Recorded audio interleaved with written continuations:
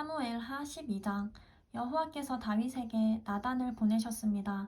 그가 다윗에게 가서 말했습니다. 한 성에 두 사람이 살고 있었는데 한 사람은 부자였고 다른 사람은 가난했습니다.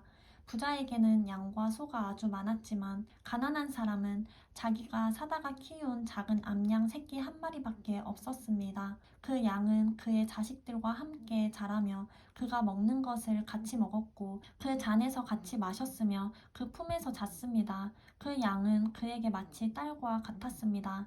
하루는 부자에게 손님이 왔습니다. 하지만 그는 자기에게 온 손님을 대접할 때 자기 소나 양을 잡지 않고 가난한 사람의 그 새끼 양을 잡아 자기에게 온 손님을 대접했습니다. 그 말을 듣고 다윗은 불같이 화를 내며 나단에게 말했습니다. 여호와께서 살아계심을 두고 맹세하는데 이런 일을 한 그 사람은 죽어야 마땅할 것이다.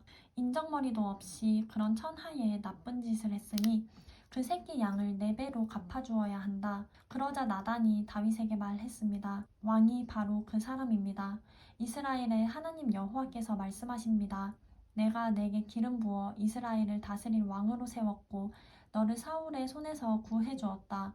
내가 내 주인의 집을 내게 주었고 내 주인의 아내들도 내 팔에 안겨 주었다.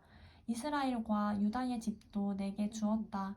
그리고 이 모든 것이 모자랐다면 내가 더 많이 주었을 것이다.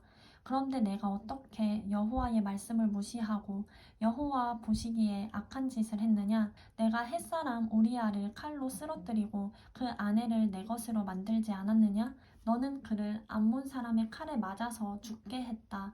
그러니 그 칼이 내 집에서 결코 떠나지 않을 것이다. 이는 내가 나를 업신여기고 햇사람 우리아의 아내를 내 것으로 만들었기 때문이다.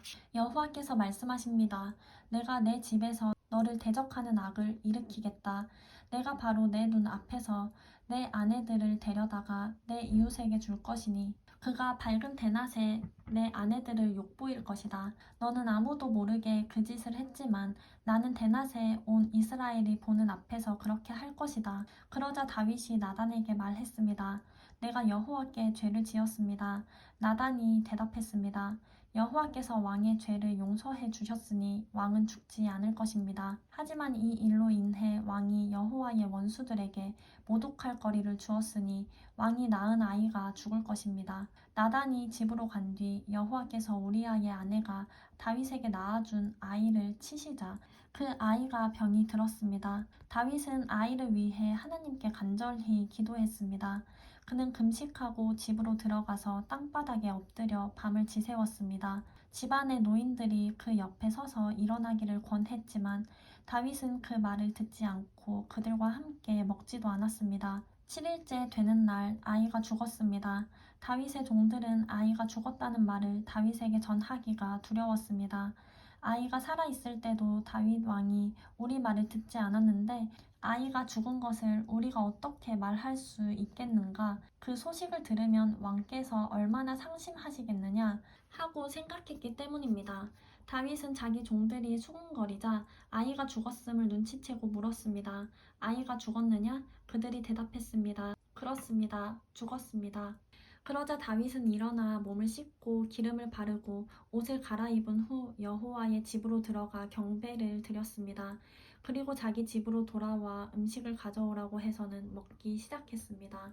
그의 종들이 다윗에게 물었습니다. 이게 어찌 된 일이십니까? 아이가 살아있을 때는 금식하고 우시더니 지금 아이가 죽었는데 일어나 잡수시다니요. 다윗이 대답했습니다. 아이가 아직 살아있을 때 내가 금식하고 운 것은 혹시 여호와께서 내게 은혜를 베푸셔서 아이를 살려주실지도 모른다는 생각 때문이었다. 하지만 이제 그 아이가 죽었으니 왜 금식하겠느냐? 내가 그 아이를 되돌릴 수 있겠느냐? 나는 그 아이에게로 갈 테지만 그 아이는 내게 돌아오지 못한다. 그러고 나서 다윗은 자기 아내 밧세바를 위로하고 들어가서 그와 동침했습니다. 그리하여 밧세바는 아들을 낳았고 다윗은 아이의 이름을 솔로몬이라고 지었습니다. 여호와께서는 그 아이를 사랑하셨습니다. 여호와께서 그 아이를 사랑하셨기에 나단 예언자를 통해 그 아이의 이름을 여디디아라고 지어주었습니다. 한편 요압은 암몬 자손의 랍바와 싸워 그 왕의 도성을 빼앗았습니다. 그러고 나서 요압은 다윗에게 심부름꾼을 보내 말했습니다. 제가 랍바와 싸워 도성으로 들어가는 급수 지역을 빼앗았습니다.